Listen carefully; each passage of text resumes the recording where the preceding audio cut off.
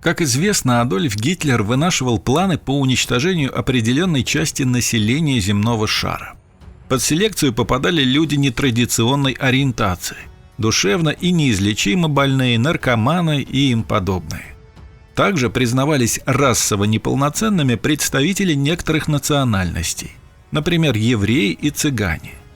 Ненависть Гитлера к евреям нам понятна, но чем цыгане не угодили Третьему рейху? Согласно нацистской расовой теории, немцы принадлежали к так называемой арийской расе, которая ведет свое происхождение из Индии. Но дело в том, что цыгане как раз являются непосредственными выходцами из Индии, и даже их язык принадлежит к индоарийской группе. Получается, что их скорее можно именовать арийцами, чем расово чистых немцев. Нацистам пришлось изобрести еще одну теорию, согласно которой европейские цыгане являлись потомками арийцев и представителей низших рас. Этим якобы объяснялась их склонность к бродяжничеству и прочие асоциальные черты. Еще в 1926 году в Баварии был принят закон о борьбе с цыганами, бродягами и тунеядцами, на который нацисты и решили опереться в своем преследовании цыган. Аналогичные законы были приняты и в других регионах Германии. С 1935 по 1938 год цыган стали направлять в лагеря принудительного содержания, зачастую обнесенные колючей проволокой. Начиная с марта 1936 года на них распространились положения Нюрнбергских законов о гражданстве и расе, прежде относившихся только к евреям. Они лишались немецкого гражданства, им было запрещено участвовать в выборах и вступать в браки с арийцами. В июле 1936 года, когда в Берлине проводились Олимпийские игры, цыган разместили за чертой города, на участке, впоследствии ставшем известным как площадка для привала Марцан. Она представляла собой узкий клин земли, расположенный между Марцанским кладбищем, линией железной дороги и полями. Через лагерь Марцан в общей сложности прошли 1500 берлинских цыган. Его использовали как накопитель для дальнейшей отправки в лагерь смерти – Освенцим, куда большая часть обитателей Марцана была депортирована в мае 1943 года. В мае 1938 года рейхсфюрер СС Гиммлер издал указ о создании в рамках берлинского уголовного розыска управления по борьбе с цыганской угрозой, в котором речь шла об урегулировании цыганского вопроса, исходя из расовых принципов. Его образовали на базе службы информации по цыганам. Как же происходило это урегулирование? Уже во второй половине 30-х годов началась массовая стерилизация немецких цыган. Проводили ее так. Делали укол в матку грязной иглой. Часто после этого возникали тяжелые осложнения, которые приводили в лучшем случае к бесплодию, а в худшем – к заражению крови и летальному исходу. При этом никакой медицинской помощи цыганкам не оказывали. Кстати, такой процедуре подвергали не только взрослых женщин, но и девочек. Также на цыганах ставили различные научно-медицинские опыты. Так нацистских ученых интересовало, почему у некоторых цыган голубые глаза. В лагере Дахау у них иногда удаляли глаза, чтобы изучить феномен. Там же над 40 цыганами был поставлен эксперимент по обезвоживанию организма. Другими словами, этих людей замучили жаждой. В апреле 1940 года указом Гиммлера проживавших на территории Германии цыган Синти и Рома начали депортировать в Польшу, где они попадали в трудовые и концентрационные лагеря, а также в еврейские гетто. В свою очередь польских цыган принудительно переводили на оседлое положение. Их отправляли в гетто, а имущество конфисковывали. На оккупированных территориях СССР айнзацгруппы уничтожали все цыганские таборы, которые попадались им на пути. В декабре 1941 года состоялись массовые казни крымских цыган, причем под раздачу попали и оседлые цыганские семьи. Часто их убивали заодно с партизанами, подпольщиками и другими помощниками коммунистов.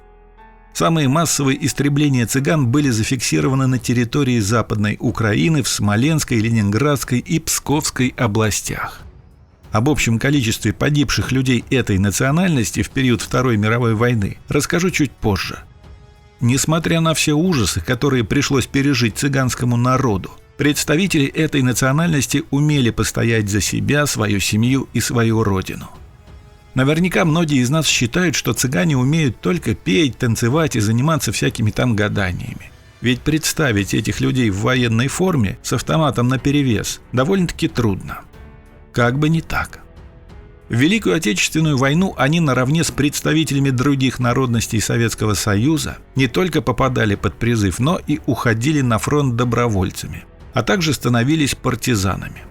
Несмотря на этнические чистки 1933 года, во время которых сотни цыган были высланы из Ленинграда и Москвы в Сибирь, в европейской части СССР оставалось немало цыган. Часть из них продолжала вести кочевой образ жизни, с которым боролась советская власть. Другие осели, занялись ремеслами и даже вступили в специально организованные цыганские колхозы. Оседлые цыгане, прикрепленные к военкоматам, в числе прочих уходили на фронт. Представители кочевых таборов также попадали под призыв. Многие цыгане приходили добровольцами на сборные пункты и тоже отправлялись на передовую. Они не только любили свою родину, но и трезво понимали, в случае победы Гитлера им просто не выжить. Цыгане направлялись практически во все войска: пехоту, кавалерию, авиацию, разведку, артиллерию, фронтовую медицину. Примечательна история цыгана Виктора Белякова, который воевал на Западном фронте и уничтожил меткими выстрелами немало фашистов. Летом 1942 года командир полка доложил о нем генералу Андрею Стученко. Месяц не уходит с передовой. На его счету 50 фрицев. Не хочет уходить, пока не добьет до 100. Отца у него нет. Мать в театре Ромен работает. По инициативе генерала Беляков был награжден орденом Красной Звезды. К июлю 1943 года на личном счету Виктора были 206 уничтоженных фашистов. На слете снайперов Беляков подсказал коллегам, как выманивать противника из укрытия. Заметив скопление немцев, я прошу командование открыть минометный огонь по траншеям врага. Гитлеровцы в испуге начинают выскакивать из окопов и попадают в мой прицел, рассказывал коллегам Виктор. Цыганский снайпер прошел всю войну и остался в живых. Он был награжден медалями за отвагу и за боевые заслуги. В 1968 году, после выхода книги воспоминаний генерала Стученко, сотрудники театра Ромен отыскали Виктора Белякова в Подмосковье и пригласили его на встречу с труппой театра. Сложно подсчитать, сколько цыган были награждены в Великую Отечественную войну орденами и медалями. Ведь многие из них в списках воинских частей и паспортах значились как татары, украинцы, молдаване или русские. Лишь один герой Советского Союза имел в анкете запись «цыган». Это морской пехотинец Тимофей Ильич Прокофьев, который получил звание посмертно. Несмотря на бронь по месту работы, Тимофей добровольцем ушел в 1942 году на фронт, после гибели брата. В составе войск Черноморского флота оборонял Малую Землю, захватывал Керченский плацдарм. Был дважды тяжело ранен, но отказался покинуть свою часть и уехать в госпиталь. В ходе Одесской операции 26 марта 1944 года была произведена высадка советского десанта в Николаеве. Прокофьев в числе 67 бойцов в течение 2 суток отразил 18 вражеских атак. Десант уничтожил около 700 фашистов. Прокофьев стрелял по врагам из пулемета. Он был смертельно ранен в голову снайпером. Когда к нему подошли 2 фашистов, умирающий моряк собрался с силами и последней очередью расстрелял их. С орденами вернулись с фронтов Великой Отечественной и другие цыгане. Летчики Мурачковский, артиллерист Массальский, танкист Меньшиков. Цыганка Поля Морозевская воевала в партизанском отряде в Смоленских лесах.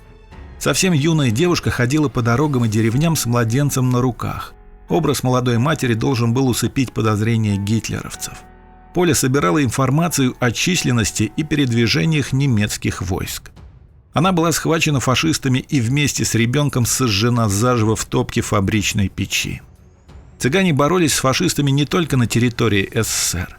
Французский цыган Арман Стенгер командовал отрядом партизан, а после высадки союзников присоединился к ним в Нормандии. Он не только был награжден орденами Франции и Британии, но и возглавил после войны ассоциацию цыган.